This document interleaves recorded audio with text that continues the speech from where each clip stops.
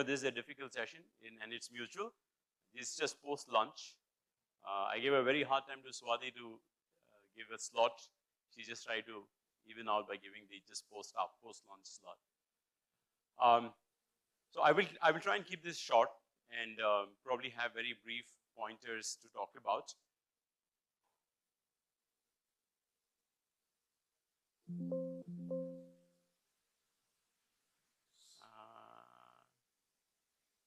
You okay?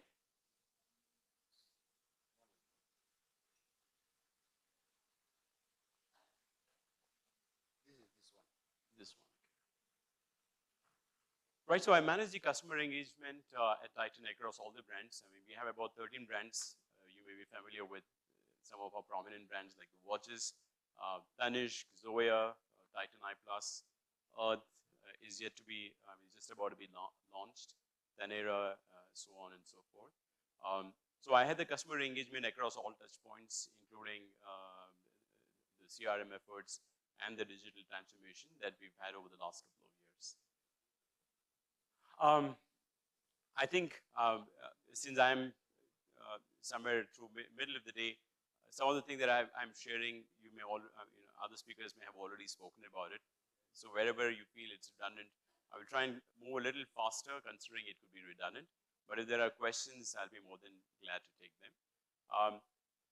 I think in the last 3 years, there's been a significant change in the space of omnichannel engagement, digital transformation, and the new term, which is phygital, has been coined, right? And if someone asked the landscape of some of the things 3 years ago, it is so different from what it is today. Some of the things that we feel have changed, right, in our space, which is retail and our growing e-com space. The online product exploration has become a norm, right? Earlier, the overall one, we did have significant organic traffic on our websites, but the overall e-com business was a very small fraction of our overall business.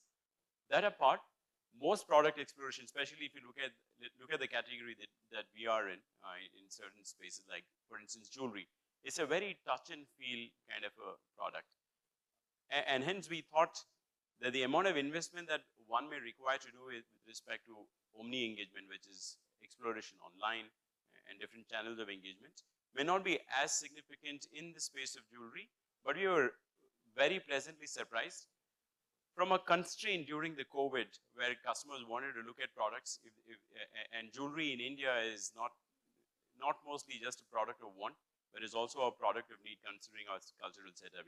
Weddings invite people, look at jewelry as an investment commodity as well. So given all of this, even during the pandemic, and I must talk about one of our critical events. I think April 2020 was a very significant month, right? And 𝗥ซี้𝗏𝗏𝗏𝗶𝗃, and all those of you who either buy jewelry or sponsor the jewelry at home, you would know 𝗥ซี้𝗏𝗏𝗏𝗏 is an event where people spend a lot of money. It was not so much that we were looking at doing business during that month, because the overall sentiment in the country was very low. But we knew that a lot of our customers wanted to buy jewelry, right? Because it's an auspicious day, and it is customary for some of them to buy jewelry, and all of our stores were closed, and we were never ever prepared to be able to interact with customers at such large volume. So I still remember 24th of April 2020, we set up, we got about 150 people trained on live chat. That was our biggest engagement day. We had over 10,000 customers chatting with us, and probably the largest e-com sale that happened on a single day, right? So what enabled us, not so much, I mean, if you were to look at the total money we made on that day, is still a very small fraction of what we would have done on any other day, on any other 𝗥ซี้𝗏𝗏𝗏𝗏 day. But the fact that we wanted to be there for the customers who want to buy online, and all of this was possible, and because of the omni-channel preparedness that we had. So the whole digital journey, right? I think the April of 2022 marked the beginning of a very strong exponential growth in our digital footprint. So what started as a necessity At that point in time, because of COVID, of exploring products and then going and buying at the store. Today, because thanks to Bangalore rains and the traffic, nobody wants to go out looking for products. And in some categories, you don't get all the products at just one place, right? And hence, the need to go to 3-4 stores and then look at the product that you want. All of that has now been enabled through online exploration, video conversations, then finally bring the product to one store from where the customer picks it. So basically, where I'm coming from is that it is no more a constraint, but it has become the way customers want to experience, explore products, shortlist, and then make the purchases. And phygital is not something which has just come for some time, but I think it's here to stay. The online traffic grew by about 300%. This is all our website traffic. But what is very interesting is that online digital interactions, they grew 1,000%, while the traffic tripled. But the interaction, the number of customers who started chatting with us, whether on WhatsApp or web chat, that has grown tenfolds. Of course, I think this is known to all of us. These are all the new age channels customers prefer. Now, what does this mean to us, right? From a company which was extremely retail and offline oriented, physical real estate is growingly becoming expensive. Not that we are going away from that. I think our strength at Titan, while I'm referring Titan, our strength is our physical presence. But for a lot of other organizations, this may be compellingly a lot more expensive. I mean, we've seen this in the food industry, right? So many restaurants have just have gone off, and there are cloud kitchens right now. I think the trend is likely to be in other product categories as well. Many brands have managed to really make their physical real estate very strong. And this is a big problem, right? You could have all the money, but if you don't have the right strategy in terms of access, visibility, are you having an equally strong digital real estate is a very important question. And I think it's an ongoing journey. I don't need to spend too much time, but I think all of us are aware that this is very, very important. And to be able to be more and more prominent, to have a very strong omni-channel access for our customers becomes an essential component to create a strong digital real estate. Metrics matter. I just want to share, I'm not giving the actual numbers, but I'm giving the proportions, but these are real numbers. Right from FY 19 to FY 22, 15% of our interactions at Titan across all the brands were digital, which is social media and some amount of web chat, right? In FY 20, it grew 3x. Today, it is 10x from where we started. And overall composition of our interactions, about 75% of our total interactions are non-conventional, which could be social media, WhatsApp, web chat, Google chat, of course, it's picking up. We did not see the need to have a bot in the IVR system. It's going to be that much more difficult. Of course, today I think we are of course trying to explore possibilities of adding our bots into our IVR and having interactive IVR powered by the bot. But considering back then, we thought the digital medium or the messaging platforms are more easy to integrate our bots. We started with 0, but as we speak, this is as of last year, but this year it's again double. The total bot intents have gone to about 2 million bot intents. Now, what does this mean? What this means is, one, if you were to just address all of this with people, it's going to be a lot more expensive. Did we cut down our investment on the people who were interacting with customers? The answer is no. What has happened is that the 10x increase in the digital traffic and the digital interactions couldn't have been, it would be very, very commercially unviable if you were to have people responding to all of it. In fact, you will see in the table later that even our people who are engaging on this space, that also has increased multi-fold. But moving a lot of self-service, right? Wherever you can make it easy for the customer, and of course, automation here is not to reduce cost, but to make it easy for the customer. That's our primary intent. The byproduct of that is that we also save a lot of money. Omni sales, whatever we had in FY19, when I say Omni sales, it is where people have started talking about a product, they either bought it online or they eventually made the exploration online and made the purchase at a store. That number has grown 40 times in the last 3 years, right? And I think this is significant. This clearly talks about, and if you talk about our current year, that number is, it's a little over 40x if you look at the current year's trend. So what this means is, although the pandemic, the impact of the pandemic is gone, but the customer behavior, right, that has sustained or probably is just getting a lot more prominent. And hence, the need for a very strong omni-channel engagement and experience for customers, both in terms of ease and the quality of that experience is extremely critical. This is again on the people. While our bots have been doing really, really well, the number of people who have started engaging has grown 15 times as compared, and the ROI per FTE, if you were to look at the ROI per FTE, has also doubled, tripled. This is the result of the efficiencies that we brought in through automation and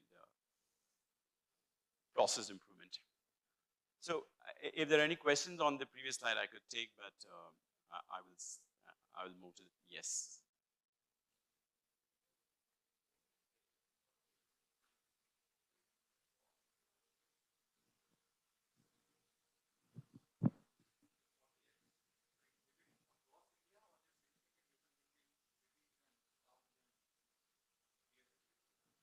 Thank you. So we've seen, initially we saw a lot of, especially in the metros, we felt that this was working pretty well. But I think over the last year, we've seen that this is pan-India. We've seen that the extent to which in our say tier 2 cities, the amount of digital adoption that is scaled up is very, very significant. And hence, what we realize is with time and as people have gotten more familiar, smaller cities and towns have fewer stores. Like for instance, in Bangalore, you have so many more Tanishq stores, you have the eyewear stores every 5 kilometers. But if you go to small towns and if you go to cities where we don't have our presence, the Omni experience and the number of the footprint of Omni journey has really grown exponentially. Net, the overall growth in terms of Omni sales has been pan-India and across. While we initially saw this in pockets in the metros, but with time it's, I think India did the whole digital India drive. I think we are all enjoying the dividends from that. Thank you. Thank you for the question. I will not bore all of us. I think in many of our organizations, a lot of this may already be there, and hence I will not deliberate too much. But we'll quickly talk about some of these critical interventions that we have brought in that has really helped us in terms of, if you look at our numbers, both in terms of interactions and the monetary gain that we have seen. Of course, enhancing the customer experience. It's come with some of the technology and process enablers that we have added with time. On tech enablers, the first thing that we did, and this was very, very important, right? All our interactions, telephonic interactions, were at our contact center. But what we saw with the moment there was pandemic, there was a, we have about 1,600 stores pan-India. We had a lot of people sitting at home, right? What would they do? How would they be engaged? And it's very important, not just from a cost perspective, but even from a from what people were feeling and experiencing. Feeling relevant and being wanted was extremely important. So all in all, it really helped us by getting them to engage. The relationship with people. What the bell? I mean, what does it mean? 5 minutes remaining. Oh my God, okay, I talk a lot. So I'll move quickly, but we enabled all our stores to be virtual contact centers. And with that, what becomes very, very important is all their interactions need to be recorded. So we use cloud calling, and we are working on speech analytics so that we understand which are the stores, when I say 1,600 stores, it's about 16,000 people who are talking to people across the country who were not trained, who were not digi ready or omni ready. but our journey has been how do we understand the quality of interactions and how do we empower them, right? Video calling, I think today has become an integral part of any retail chain. Endless Style is an internal tool which basically talks about the inventory at every store. So if there's a customer coming on live chat, wants to know what is available in Bangalore Dickinson Road store, the inventory of the store is available. You can show all the products, and if somebody wants to see products from a different store, because with jewelry, higher the inventory, the cost of inventory is very, very high, right? And hence, this is an enabling tool where the adoption has been very high, has been extremely helpful. Squared is I will invite people to log into the Mia website. We have a community of our own. We see that progressively to have our own share in the social media platform on Facebook, while we have 1.4 million followers on Facebook for Fast Track, but if you look at the engagement, which is organic, it's likely to be very low. But with our own community, we will be able to talk to customers one-to-one. With a new campaign, if you want to launch, we will be able to connect with them one-to-one, and hence we feel that's a space we want to invest and mature a bit more. Of course, the bot is more for self-service and increase our reach. Having a seamless journey of generating leads and passing them on to the retail teams, ensuring that we closely monitor, thanks to our CRM system. We use Salesforce extensively, the number of proponent, ambassadors that we have internally in the organization, purely because we are seeing the kind of benefit, right from the time an interaction is recorded to the closure. In the slides a little later, which I probably won't have the time to play, you will see that it's absolutely leak-proof traction where we are able to track the journey from exploration to purchase. Quickly, these are the channels that we are prominently channelizing with respect to online. Of course, you still have the inbound contact center. We are trying to get away from email. Email does not allow you one automation, and I think it's also a dying channel. And yes, all of this without a strong CRM system to connect your online and offline experience is not going to help us at all. What we are now talking is to have a very strong CDP layer, so that when you walk into the store RSO who is talking to the customer should know what the customer looked for as a product online.